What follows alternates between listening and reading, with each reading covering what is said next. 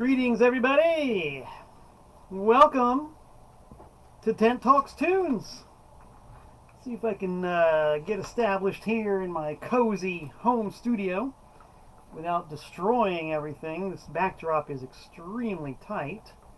In fact, it's so tight, I don't know how it got this tight. Ah, I see, because it's already starting to fall in. Look at that. Look at what's happening here on live Facebook streaming and what is going to be archived forever on my YouTube channel and on my Facebook page. Set backdrop malfunctions and near disasters. Oh my God.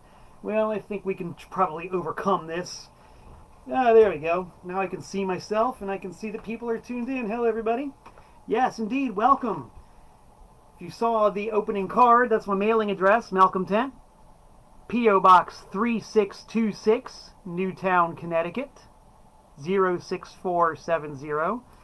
I am shameless in announcing my love for getting stuff in the mail, especially when there's really cool stuff like this awesome fanzine from Saginaw, Michigan, put out by my good pal Food Fortunata. Food is from the band Sockeye, and Sockeye have been making noise, and I do mean noise, for decades now. Latest issue of Ear of Corn fanzine. How cool is that? It's got tons of reviews and just a lot of stuff to read. This is a real, honest-to-God print zine. It's not a blog. It's not a Facebook post. It's paper. It's material. It is completely legit. And somebody sent it to me in the mail. Food Fortunata sent it to me in the mail. Thank you very much.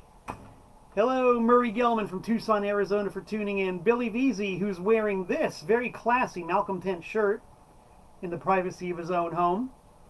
You can wear one, too, in the privacy of your own home. Just get in touch with me, and I'll tell you how much it costs. They're extremely affordable, very affordable, and very classy. Speaking of mail, my good pal Dylan from the one-man noise band Hell Garbage sent me a nice postcard with a kitty cat on it.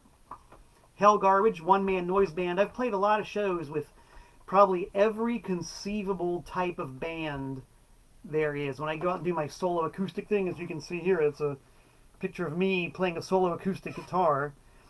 When I play my solo acoustic shows, I never know what kind of bill I'm going to find myself on. And I've played with heavy metal bands, I've played with hardcore bands, I've played with punk bands, I've played with tons of singer-songwriters. I've also found myself on a number of like pure noise shows. Me, one guy with an acoustic guitar, and a bunch of noise people. And I love those shows. I enjoy them a lot. And I'm very proud of the fact that I can hold my own with pretty much any band you throw at me, really. And Dylan from Hell Garbage has got a really cool noise project. He does noise, but on a tabletop with little tiny speakers. So he's making this ungodly racket, but you have to come in real close to hear it. And the noise is coming out of little tiny itty-bitty speakers about the size of a cigarette pack. And he's still getting feedback and white noise and pink noise and weird percussion. It's really neat. It's a whole new twist on noise. I'm all about the noise. What else did we get? Who else mailed me something to Malcolm Tent at P.O. Box 3626, Newtown, Connecticut? How about this? The new issue of Bridge and Tunnel Crowd. I haven't even opened this one up yet. Bridge and Tunnel Crowd is a great zine. It's got a completely wacky and eccentric left field sense of humor. It's vaguely political, it's vaguely social, it's vaguely absurd, but it's totally cool. And they keep doing these great print zines. So very happy to have gotten that one. Also got the latest issue of Night of Bloody Tapes from my main man Artie Flores, or Artie Flores if you speak the president's English, down in San Antonio, Texas. This is all horror movie VHS reviews. The cheesier and sleazier, the better. I love this stuff. I love cheap, awful, dumb horror, sci-fi VHSs, and there's an entire zine devoted to them. So thank you, Artie, for sending me that.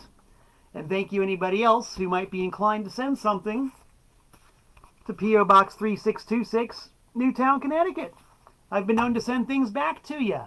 How's that for reciprocity? Yes, we like to be reciprocal.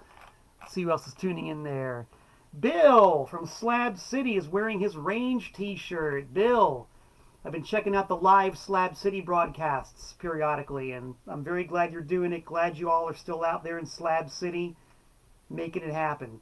I've played Slab City a few times, and it's always an experience, and I cannot wait until I finally get back out there to the slabs. Very, very much looking forward to that. So, let's drink various toasts to Slab City. A toast to Slab City. And to Malcontent t-shirts. Classy t-shirts. A toast.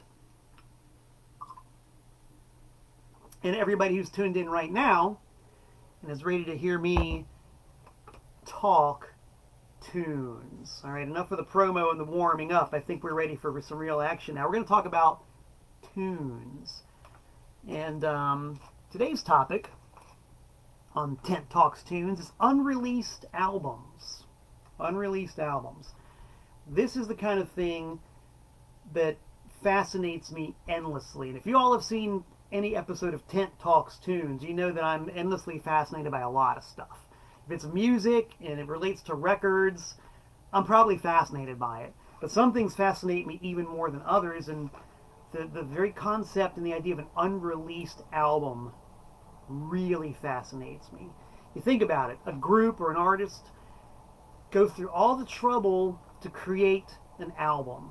And you think about everything that's involved in creating an album. You have to write the music, you have to learn how to play it, the band has to learn it and play it, you have to work on the arrangements, you got to write the lyrics, the music, you got to cut demos for it, you have to arrange the sessions, you get a producer, record the album, mix it, master it, come up with cover art. I mean, it's a long, long, long involved process. To go through all that with the intention of releasing an album to sell to the public, and then for whatever reason it just doesn't come out. And there are a lot of reasons why albums don't come out.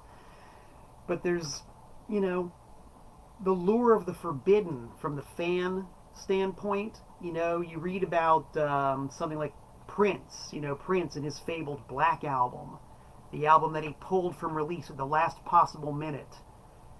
Why did he do it? What was it about that record that made him not want anybody to hear all of a sudden? How do I hear it? Where can I find it?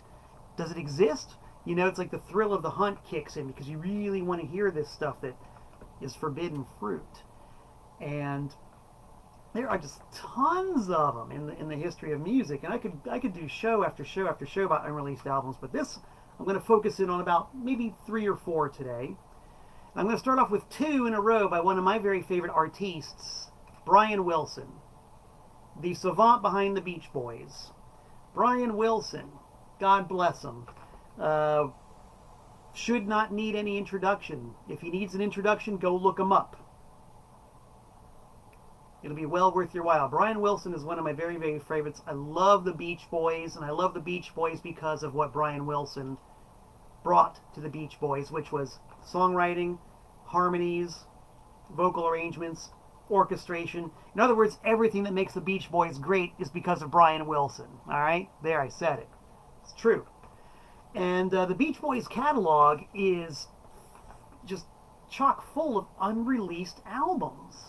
If you study the history of the Beach Boys, it is Byzantine to say the least. It's a mess. Those guys were messed up, and their business dealings were messed up, and the recording history is messed up. There is any number of times that they went through the entire process of recording an album and getting it ready for release, only to have it pulled. Sometimes at the last minute, sometimes well in advance. There's quite a number of them, and in my opinion, most of the unreleased Beach Boys records are better than a lot of the stuff they actually did release. And that's one rabbit hole to go into, and it's a lot of fun, especially if you love the Beach Boys. When Brian Wilson finally severed ties with the Beach Boys and went solo, the pattern, to a lesser degree, repeated itself. There are 2 full-length, realized Brian Wilson albums that never saw the light of day. And they're both really, really good. All I can say is thank God for the bootleggers, because if it weren't for the bootleggers, we'd probably never hear this stuff. So what I got here is something from Ye Olde Collection. This is a thing they used to make back in the 90s.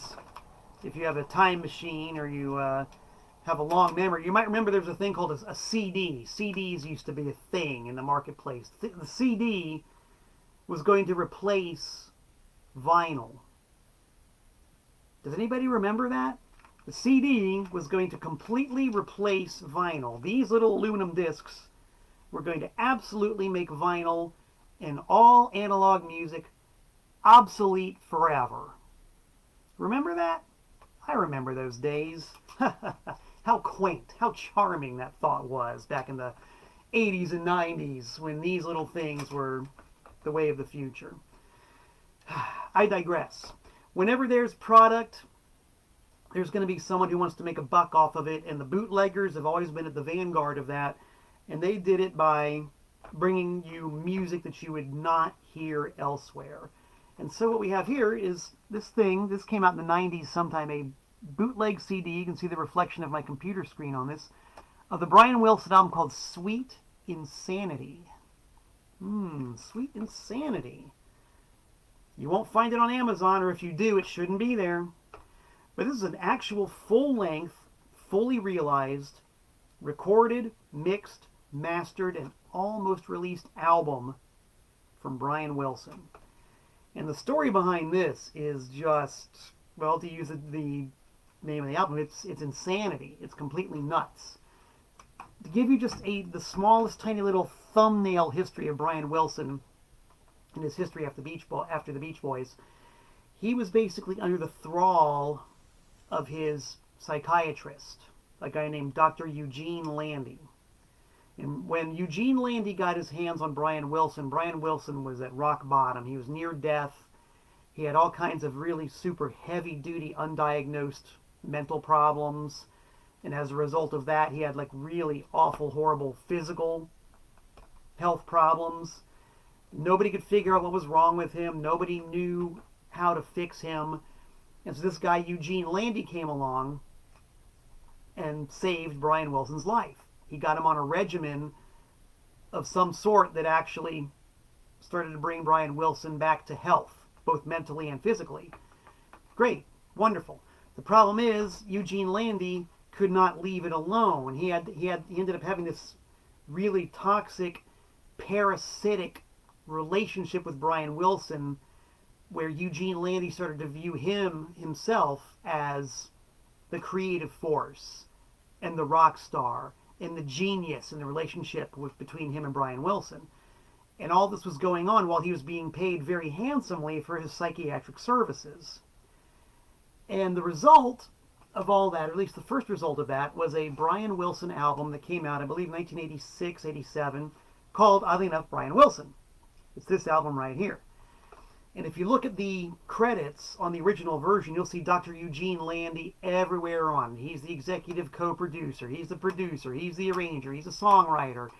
He's everything. You can't look at the back of the Brian Wilson solo album that came out without seeing Eugene Landy's name on there 25 or 30 times. This guy had his hooks in deep.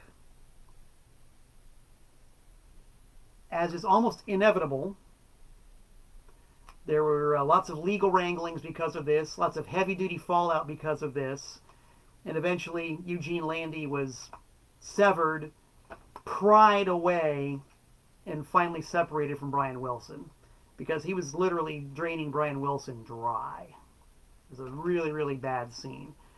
But before that happened, after this album, Brian Wilson, in cahoots, or I should say Eugene Landy in cahoots with Brian Wilson, recorded a follow-up to the self-titled album.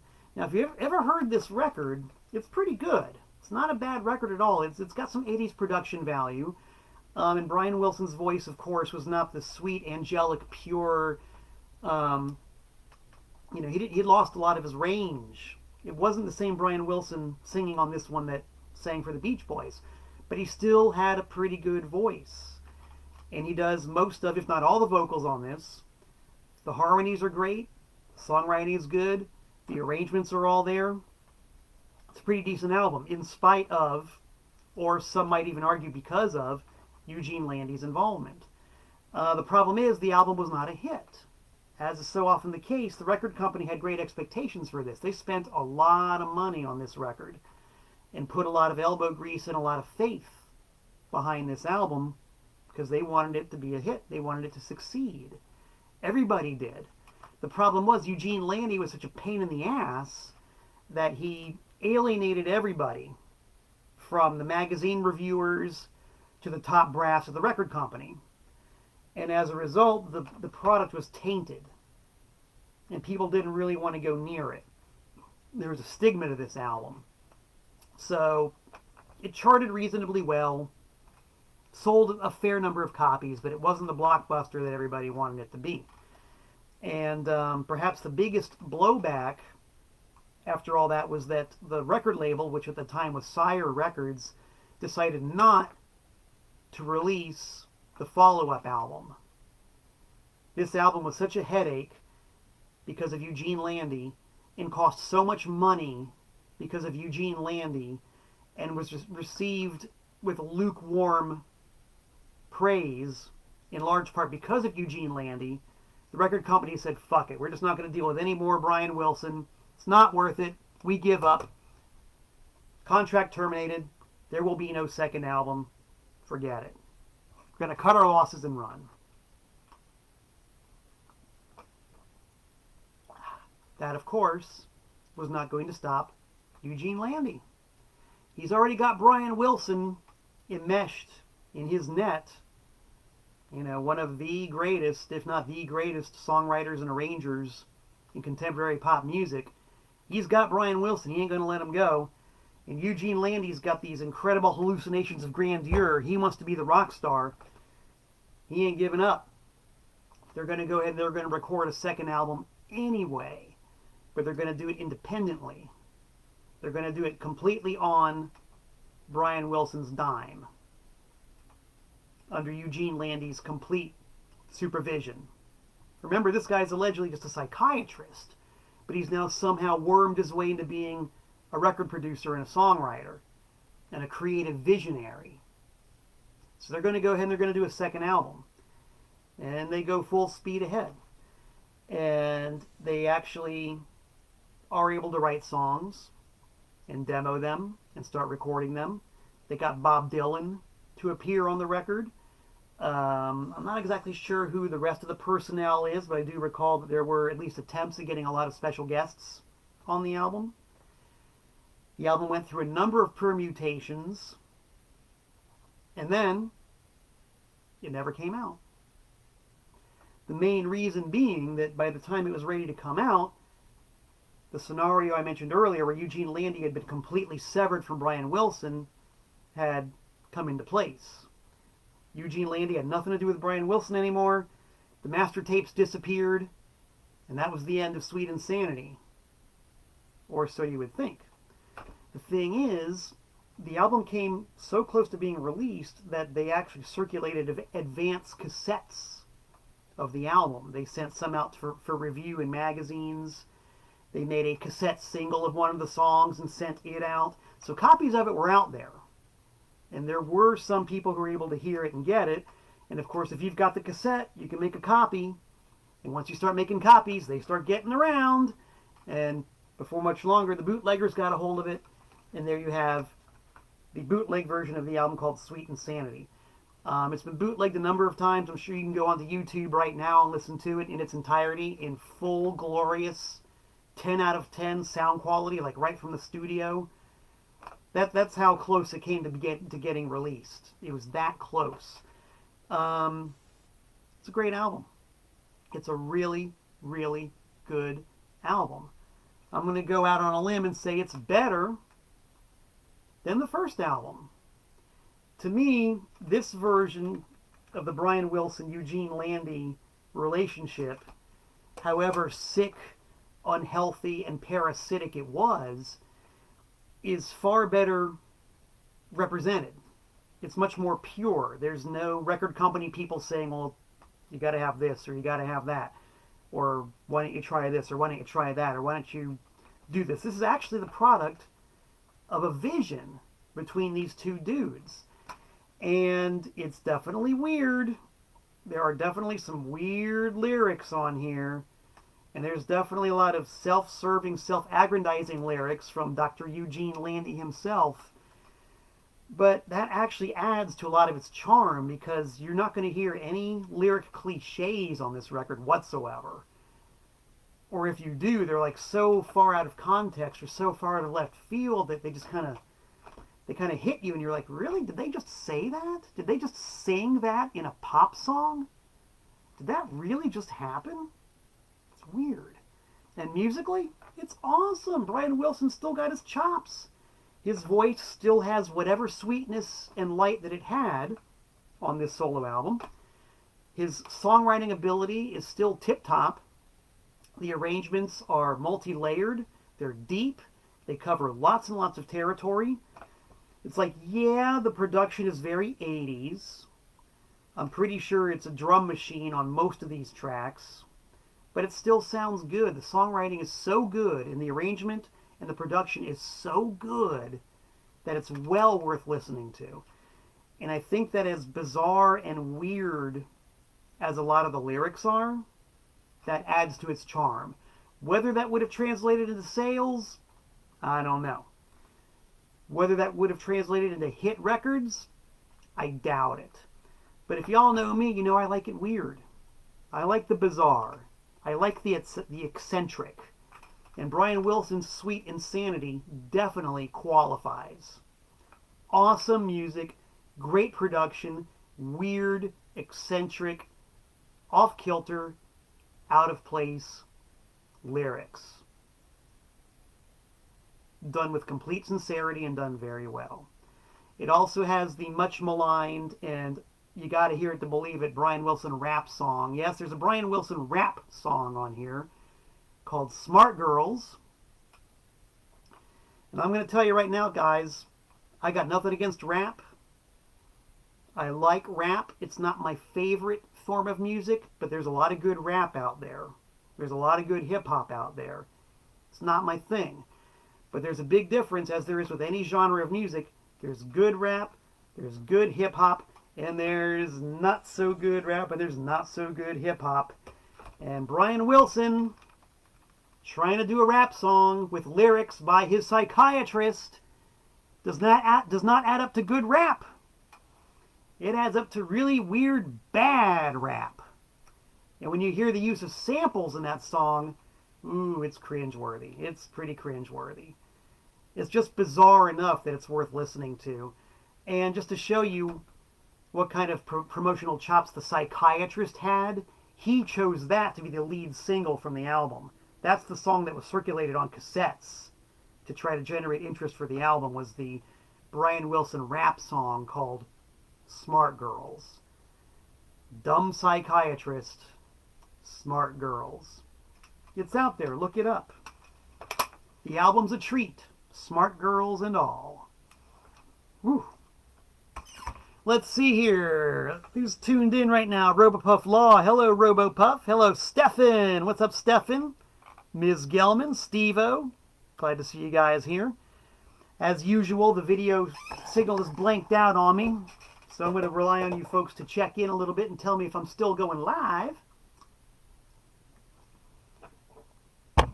While that's happening, I'm going to assume that I am running live, and I'm going to talk about my second favorite unreleased Brian Wilson album. And this is an album that there's a lot of mystery around this one. This album apparently never even had a title. There's a lot of conjecture as to whether or not it was actually even supposed to be an album. Let's see. Oh, hello, Janice, darling. I hope I'm up. I hope I'm still live. Janice, am I live? Tell me, somebody. Okay, I'm still live. Thank you, Stefan from Sweden, for telling me I'm live. If I'm live in Sweden, I must be live in Connecticut. So anyway, a second Brian Wilson album. Very mysterious. We don't know what's up with it. Recorded sometime around 1995. And as usual, cassettes started circulating amongst the cognoscenti, the music collectors who just love this kind of thing. It was a complete album of material that Brian Wilson recorded with Andy Paley. Andy Paley was at least one of the multiple producers on the first Brian Wilson album. Longtime Beach Boys fan, member of the Paley Brothers, a guy who really knows his pop. Top shelf musician, performer, and songwriter. So somewhere, for some reason, somehow they recorded an entire album's worth of stuff. And it's good. Man, it's good. It's real good. I've gone on record a number of times saying that the Brian Wilson, Andy Paley album, or whatever the hell it is the best stuff that Brian Wilson ever cut as a solo artist. And I'm saying it now here, live on Facebook, and archived forever on my permanent record on my YouTube channel. It's the best Brian Wilson stuff he ever cut as a solo artist. Most of the way it circulates is under the name of Soul Searchin'. God, what a great song. So if you decide to do a search for it, look up Brian Wilson Soul Searchin'. And I'm sure you will eventually find the Brian Wilson Andy Paley album. It's so good. It's very reminiscent of the other collaborative effort that Brian did with Van Dyke Parks, an album called Orange Crate Art. You can see that's my copy of it, autographed by Brian Wilson himself. Orange Crate Art is, self-admittedly, a Van Dyke Parks album with Brian Wilson doing all the vocals. And it's good. It's got a lot of charm to it. It's very cinematic. It sounds very Hollywood. It's very movie score-ish. It's got the gigantic CinemaScope, Technicolor, Cinerama soundtrack sound to it, with Brian Wilson doing a pretty good job on the vocals. His voice had deteriorated a bit in the intervening years between his first album and this one, but he still basically got it, and it's good. So this album, Soul Searchin', this is just my crappy homemade copy of it that I culled from a bunch of different cassettes and whatnot, is the same principle. To me, it sounds like it's actually an Andy Paley solo album, because none of the instrumentation, none of the voicings, none of the arrangement or the production sounds like Brian Wilson. It sounds like Andy Paley. But the voice is absolutely Brian Wilson. I think Brian probably had a lot to do with at least some of the lyrics. Lots of, kind of like the Sweet Insanity album, some really kind of odd and also very weirdly, almost painfully personal stuff. But it's completely legit. And this is one of the few times you're ever going to hear Brian Wilson where he sounds like he's relaxed and like he's having fun and like he's in the company of people he wants to be with, cutting music that he really wants to record, instead of being under the pressure of his sicko psychiatrist or a record company. It's just going, one more hit, Brian. Come on, Brian. Just one more hit. Come on, just one more hit. Come on, Brian. Just one more hit. It's really, really natural sounding. And musically, it's tip-top. It's got some appearances by the Beach Boys. Carl Wilson sings the lead on the song Soul Searchin', which from what I'm told was the last lead vocal he ever cut. The other Beach Boys are on one or two songs here. And they never released it. And the best explanation I ever heard was that Brian Wilson and Andy Paley got together to record a couple of songs for soundtracks. Because a couple of songs from these sessions, in one form or another, did end up on a couple of different soundtrack albums. So they did that, and apparently they were enjoying themselves so much they just kept recording. They just kept doing song after song after song, and they came out great. Now, one rumor that I heard, I was talking to a guy named Dominic Prior, and he wrote an excellent Beach Boys. He's written a couple of Beach Boys books and published a Beach Boys fanzine called Look, Listen, Vibrate, Smile. And I believe the magazine was called Dumb Angel Gazette. I had lunch with Dominic Prior one day, and he told me there was some weird behind-the-scenes political wranglings in the Brian Wilson camp that had Andy Paley out of favor for a while. And so that's why these sessions never got released. That's what he said. But there was also the theory that they were never really intended to be released, that they did them mostly for fun. Maybe there's better information out there now. I haven't checked the internet in a couple of years. Maybe some of you guys can find out some more information about it. If you do, please post it. I'd like to know. Leave a comment here on the Facebook, or if you're watching it on YouTube, leave a comment on YouTube.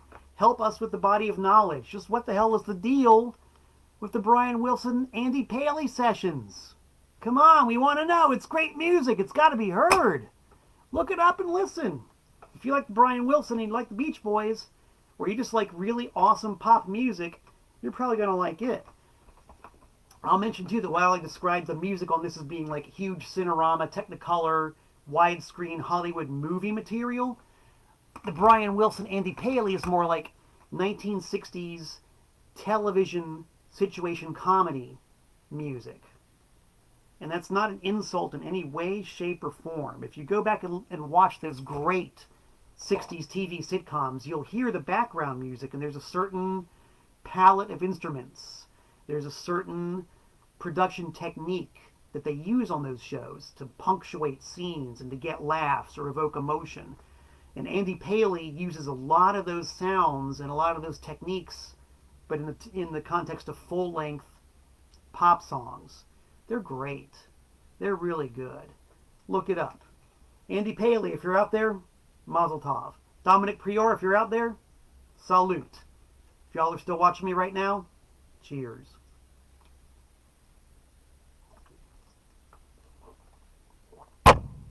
This is fun. I missed doing this last week.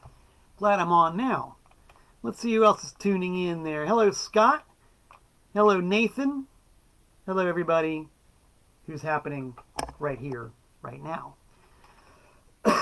So the Andy Paley, Brian Wilson album is great, and there's a bit of mystery as to why it was recorded and why it's never been released. There's another album that fits the same criteria. And it's a very mysterious, somewhat unexplained version of this one right here, baby. I'm talking about Cheap Trick in color. Murray Gell-Mann, if you're watching right now, you know what I'm talking about. If you're a Cheap Trick fan, you know what I'm talking about. Cheap Trick in color. The second Cheap Trick album from 1977, which has, you know, a lot of the classic Cheap Trick songs on there. Get out my glasses and read what some of the Cheap Trick classics are on here. Think I have them memorized by now, right? I don't. Well, hello there, Big Eyes, Down, I Want You to Want Me, Clock Strikes 10, Southern Girls, Come On, Come On. One classic after another. Cheap Trick never liked this album, though, because of the production. They said the production was too thin, too anemic and weak, and too much designed with radio play in mind. And I would probably agree with that. You know, Cheap Trick were a ferocious live combo. Ferocious live combo. With a really dirty, filthy, nasty attack to their impeccable pop songs. Kind of like the Ramones. Kind of like Motorhead to a certain degree. Kind of like AC/DC.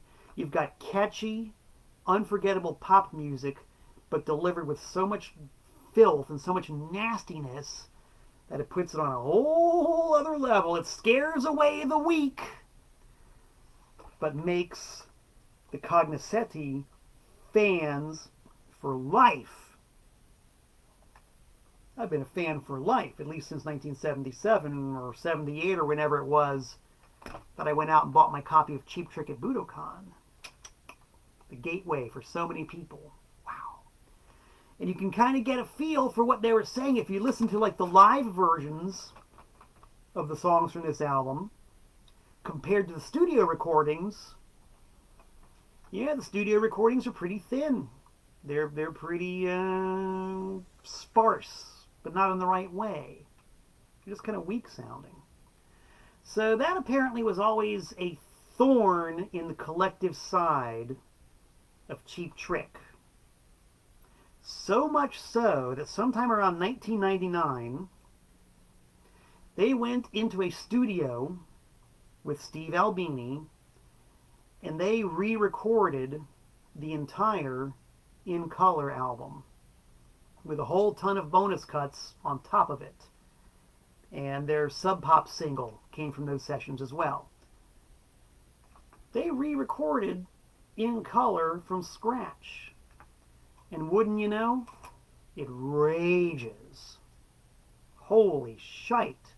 It blows the official version out of the bay. Once you've heard the Steve Albini version, if you're like me, you will never play the official version again.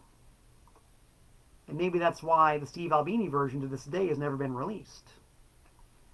To my knowledge, not even one single song, except for the Sub Pop single, from the Steve Albini version has ever been released. Again, that might have changed recently. I don't know. Because these days, what with Record Store Day and Super Deluxe box sets and all that, it's hard to keep up with what's come out and what hasn't. But I'm just going to keep making the assumption that the Steve Albini version of Cheap Trick in Color has still never come out. And it takes a flamethrower to the original version. And I can just see the scenario. This was in the late 90s when Cheap Trick was fully immersed in being a completely independent band. They were releasing albums on independent labels. They still had ties to the parent label, which was the Sony CBS corporate monster bullshit. But they were basically releasing new stuff on their own and making a pretty good run of it. My theory, because Cheap Trick have been asked about the Steve Albini version of In Color a lot, and they've always, in every interview I've ever read about it, kind of hedged their bets. They said, well, you know, we didn't really record it for fun, but, well, we didn't really have any plans for it, but it's not a throwaway. We really meant it, but, you know, lots of hemming and hawing and evasive answers. The scenario that makes sense to me, because I'm more than just a cynical bastard. I was made into a cynical bastard by being immersed in the record business for my entire life. As a fan, as a record store owner, as a label guy, as somebody who's had to deal with copyrights and publishing and corporations. I've seen the way these idiots work firsthand. It's not pretty. It's not pretty at all. So the scenario that I envision, from my jaundiced yet informed point of view, is that Cheap Trick recorded this version of In Color that they liked and that they wanted, and they were going to release it on their own or via an independent label. Upon which CBS Sony, when hearing about it, completely freaked out, said, no way, your version's not going to compete with our version. We've got a clause in your sucker contract somewhere that we will make sure says that you can't do it. So if you try to release your version, we're going to sue the hell out of you. So just don't do it. Just don't release it. And it didn't happen. Once again, if I'm wrong, I welcome commentary. I really do, because I want to know the whole story. I would love to know exactly what it is. So once again, internet research team, if y'all can find an updated factual scenario as to why the Steve Albini version of Cheap Trick in Color was never released, please post it. Post it in the comments on Facebook or YouTube, wherever you're watching it. Because I really want to know. Because the Steve Albini version is just so good. And it's like so many of these other things I've talked about today. You can Google it right now. You can go on YouTube right now and hear the whole thing in full-blown stereo. And if you turn it up loud, you're going to be astounded at how good it is. But it's never come out officially. Go figure. All I can say once again is thank God for the bootleggers, because they got it out. You know, however the copies of the Steve Albini version left the studio and got into the hands of the fans in the first place, I don't know. But somebody took it upon themselves to distribute it far and wide. Thanks. Because once again, the bootleggers have provided an invaluable service by bringing us music that we would not have heard otherwise. A big toast to the underground music industry that's brought us some amazing and indispensable music.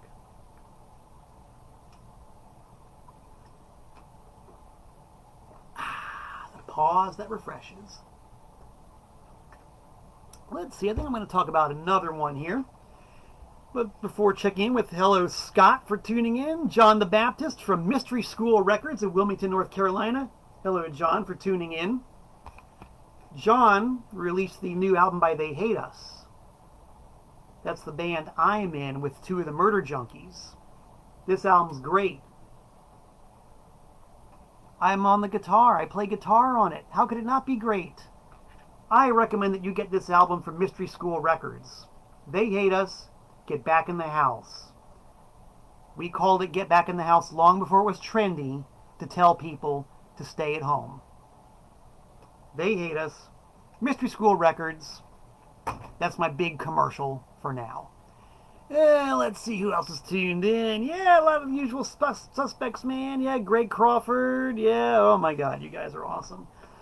Ooh, my dry throat is not awesome. By the way, I'm going to backtrack just a little bit here. Talking about Eugene Landy, the parasitic psychologist who saved Brian Wilson's life and then ruined it. He wrote a book called The Underground Dictionary, which is supposedly a dictionary of slang from the 70s. I've never tried to read it.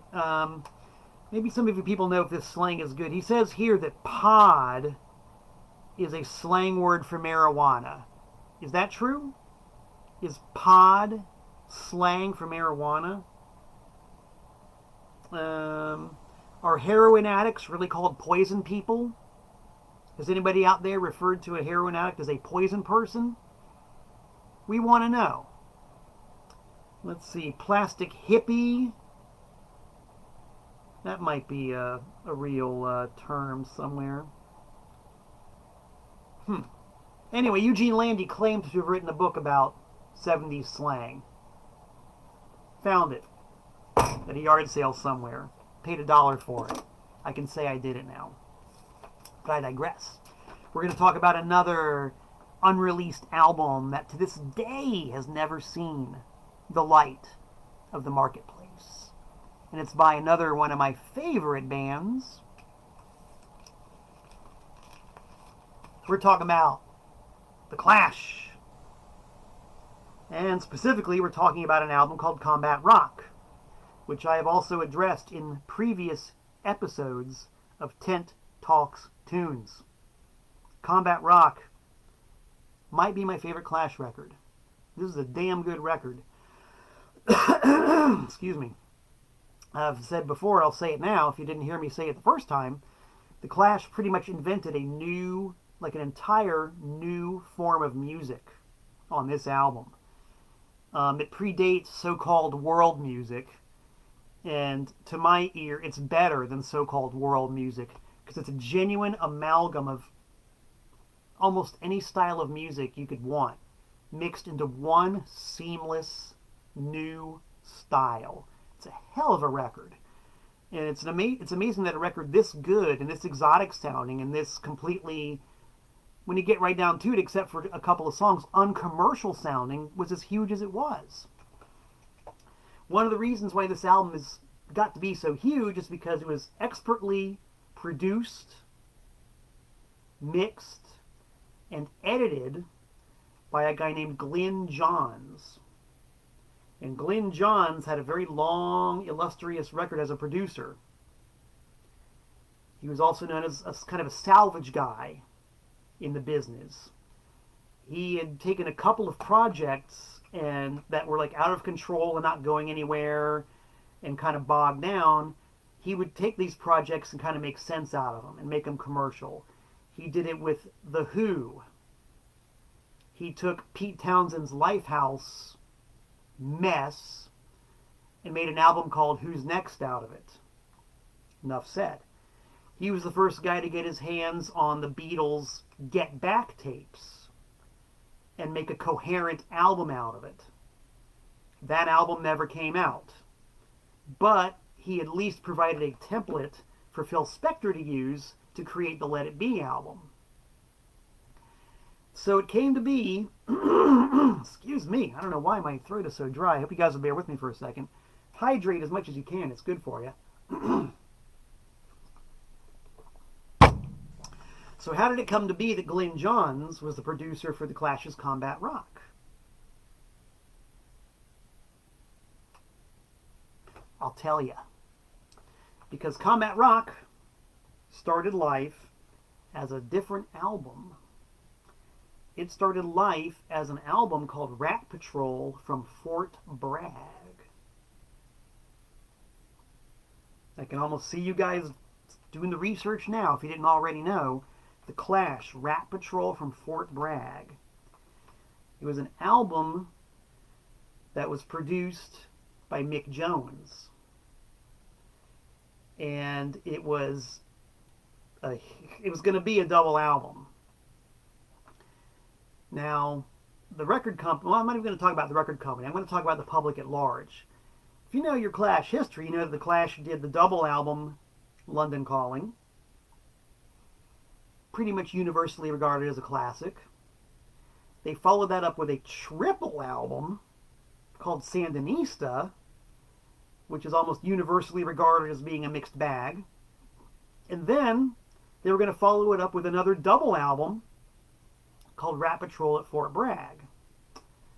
I think you guys can see what the problem might have been here. Mainly because Sandinista as a triple album was not the sock-a-rooney, knock-em-dead hit that record companies love and critics love and people who buy records love. To release a double album hot on the heels of a kind of lukewarm triple album and a kind of pricey double album didn't make a lot of sense from the business arena. The record company sure as hell didn't like it. It didn't make much sense for the band to do it because they had to take big cuts in their royalties in order to get the record company to release Sandinista as a triple album for the price of a single album, which is what happened in the UK. Okay, and this story gets kind of complex, so you got to follow me, right? In the US, it was released as a triple album, but at least a double album price. So the fans in the US had already had to pay for two multiple album set Clash records basically at full price. And so here comes another one? You know, it's like the idea of doing a double album after all this double and triple album action they had already thrown out in the marketplace was seen as a bit of a folly by a lot of people. The band themselves, since they had to take such big cuts in their royalties from the Sandinista album and also from London Calling, were really hurting financially. Probably the only way the record company would release another double album was to, you guess it, cut their royalties again. So how the hell are they going to make any money? They already owe all this money to the record company. They're not going to make any money on the new album. It just doesn't make any sense. People probably aren't going to want another double album. And the most important consideration of all, a double album called Rat Patrol at Fort Bragg, it's not that great. Once again, the tapes are out there. You can Google it. You can hear it. If you listen to the original version of Rat Patrol at Fort Bragg, it's got all the elements of Combat Rock, but man, it drags. It just drags, man. Every single song on that record is at least 50% longer than it should be. A lot of them are twice as long as they should be. It's like every single part of every song is repeated one time more than it should be. And after a while, you're just going to like, all right, enough already. You know, enough. Even the radio-friendly hit, Should I Stay or Should I Go? It's way longer in its original incarnation. Rock the Casbah. It's got this big long percussion in this big percussion intro. And all these little extra fiddly bits here and there. It goes on for like almost 6 minutes. Every song on Rat Patrol from Fort Bragg is just way too long. And apparently the band, which is to say everybody but Mick Jones, felt the same way. Management of the band certainly felt the same way, and the record company definitely felt the same way. So, Rat Patrol from Fort Bragg, which in its original form is an interesting album, got the Glyn Johns treatment and became a great album. Glyn Johns cut out all the excess fat. He lopped off all the unnecessary bits.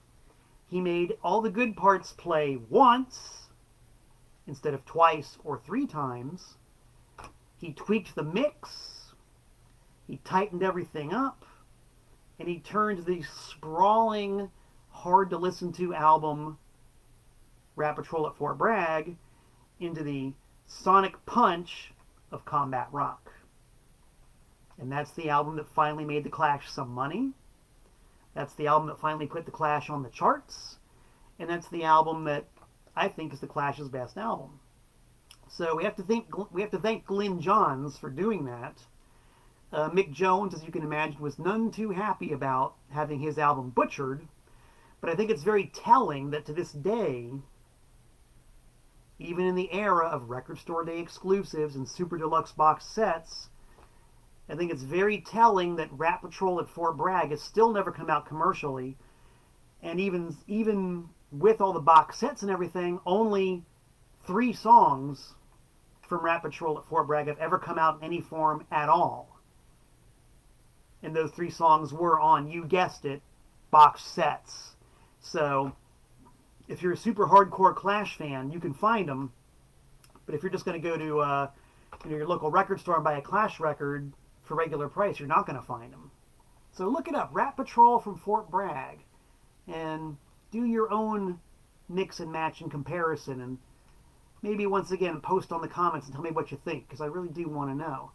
I will say one thing about Rat Patrol from Fort Bragg. There were 2 songs on there that should have been on Combat Rock. One called The Beautiful People Are Ugly Too, and one called Kill Time and Kangaroo Court. If they had put those 2 songs on Combat Rock instead of Adam Tan and or Overpowered by Funk, it would have been a much stronger album. I think those 2 songs are very weak. And for God's sake, they should have just gotten rid of Ghetto Defendant, period. That's the song that never should have seen the light of day. With Allen Ginsberg's numbed, mumbled bullshit poetry. I'm sorry, guys, if you like Allen Ginsberg. Sorry. But it's terrible on a Clash album. It's just terrible. Ugh, and the song itself is like this half-baked, lazy-ass reggae noodle with Allen Ginsberg mumbling on top of it. It's just horrible. They should have put that one in the can and buried it. Ugh, that gets the skip button no matter what. But yeah, the version of Combat Rock in my car right now is the full album, minus Adam Tan, minus Overpowered by Funk, but with The Beautiful People Are Ugly Too, and with whatever it's called, Kill Time or Kangaroo Court. It's out there under a number of different titles, but that's my version of Combat Rock. It's the one I listen to. Yeah. Now I will say too that I think one of the reasons why The Beautiful People Are Ugly Too was left off of the finished Combat Rock is because a version of it appears on this rather obscure solo record by Topper Headon under the name of Casablanca, and with songwriting and arranging credits to Topper Headon, not The Clash.